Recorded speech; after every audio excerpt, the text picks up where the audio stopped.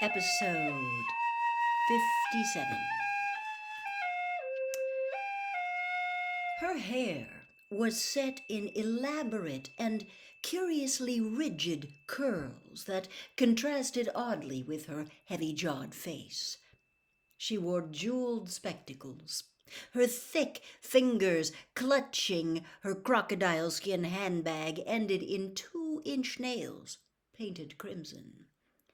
"I wonder if I could have a little word with Harry before we start," she said to Bagman, but still gazing fixedly at Harry.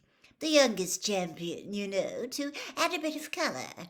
"Certainly," cried Bagman. "That is, if Harry has no objection."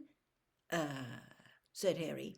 "Lovely," said Rita Skeeter, and in a second her scarlet-taloned fingers had Harry's upper arm in a surprisingly strong grip, and she was steering him out of the room again and opening a nearby door.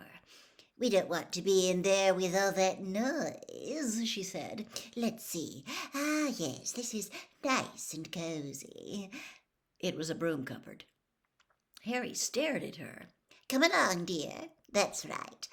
Lovely," said Rita Skeeter again, perching herself precariously upon an upturned bucket, pushing Harry down onto a cardboard box and closing the door, throwing them into darkness. "Let's see now." She unsnapped her crocodile skin handbag and pulled out a handful of candles, which she lit with a wave of her wand and magicked into midair, so they could see what they were doing. "You don't mind, Harry, if I use a quick quotes quill? It leaves me free to talk to you normally." "What?" said Harry. Rita Skeeter's smile widened. Harry counted 3 gold teeth. She reached again into her crocodile bag and drew out a long acid green quill and a roll of parchment, which she stretched out between them on a crate of Mrs. Scour's all-purpose magical mess remover. She put the tip of the green quill into her mouth, sucked it for a moment with apparent relish, then placed it upright on the parchment, where it stood balanced on its point, quivering slightly. "Testing. My name is Rita Skeeter, Daily Prophet Reporter." Harry looked down quickly at the quill. The moment Rita Skeeter had spoken, the green quill had started to scribble, skidding across the parchment. "Attractive blonde Rita Skeeter, 43, whose savage quill has punctured many inflated reputations." "Lovely," said Rita Skeeter yet again, and she ripped the tough piece of parchment off, crumpled it up, and stuffed it into her handbag. "Now," she leant toward Harry and said, "So, Harry, what made you decide to enter the Triwizard Tournament?" Said Harry again, but he was distracted by the quill.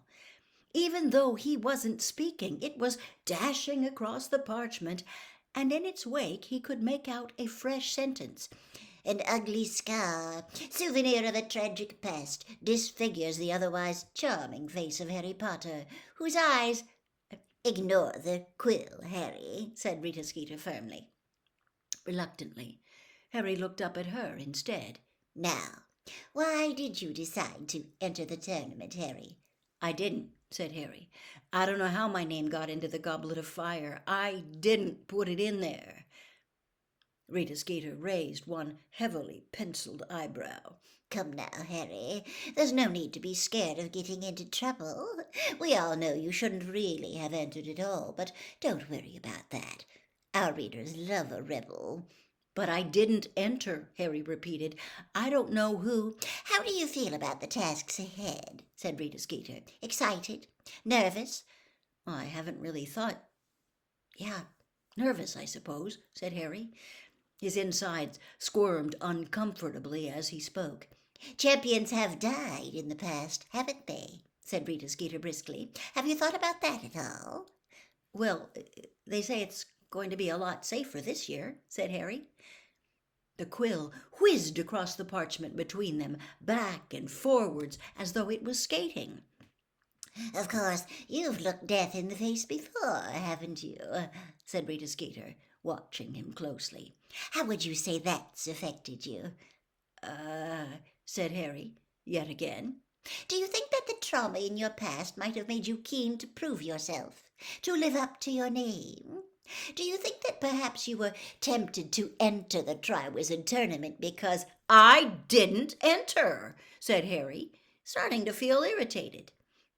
Can you remember your parents at all? Said Rita Skeeter, Talking over him.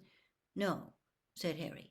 How do you think they'd feel if they knew you were competing in the Triwizard Tournament? Proud? Worried? Angry? Harry was feeling really annoyed now. How on earth was he to know how his parents would feel if they were alive? He could feel Rita Skeeter watching him very intently.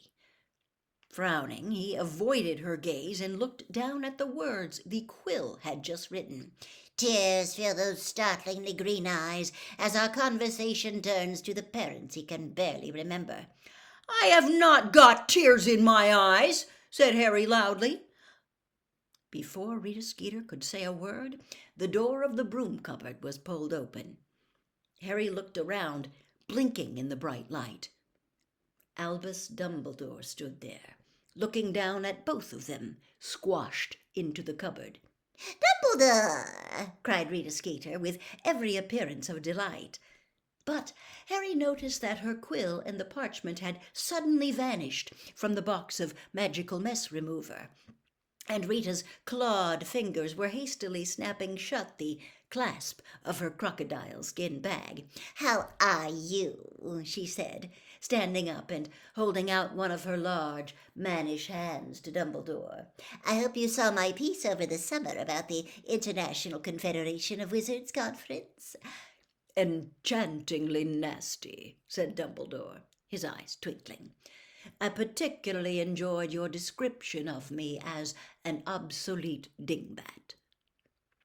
Rita Skeeter didn't look remotely abashed. I was just making the point that some of your ideas are a little old-fashioned, Dumbledore, and that many wizards in the street— I will be delighted to hear the reasoning behind the rudeness, Rita, said Dumbledore, with a courteous bow and a smile. But I'm afraid we will have to discuss the matter later. The weighing of the wands is about to start, and it cannot take place if one of our champions is hidden in a broom cupboard. Very glad to get away from Rita Skeeter, Harry hurried back into the room. The other champions were now sitting in chairs near the door, and he sat down quickly next to Cedric, looking up at the velvet-covered table, where 4 of the 5 judges were now sitting: Professor Karkaroff, Madame Maxime, Mr. Crouch, and Ludo Bagman.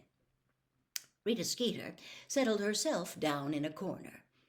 Harry saw her slip the parchment out of her bag again, spread it on her knee, suck the end of the Quick Quotes quill, and place it once more on the parchment. May I introduce Mr. Ollivander, said Dumbledore, taking his place at the judges' table and talking to the champions. He will be checking your wands to ensure that they are in good condition before the tournament. Harry looked around and, with a jolt of surprise, saw an old wizard with large, pale eyes standing quietly by the window. Harry had met Mr. Ollivander before. He was the wand maker from whom Harry had bought his own wand over 3 years ago in Diagon Alley. Mademoiselle Delacour, we have you forward first, please, said Mr. Ollivander, stepping into the empty space in the middle of the room. Fleur Delacour swept over to Mr. Ollivander and handed him her wand. He said. He twirled the wand between his long fingers like a baton, and it emitted a number of pink and gold sparks. Then he held it close to his eyes and examined it carefully. Yes, he said quietly, 9½ inches, inflexible, rosewood, and containing, dear me, an air from the air de Veville, said Fleur, one of my grandmothers. So Fleur was part Vila, thought Harry, making a mental note to tell Ron. Then he remembered that Ron wasn't speaking to him.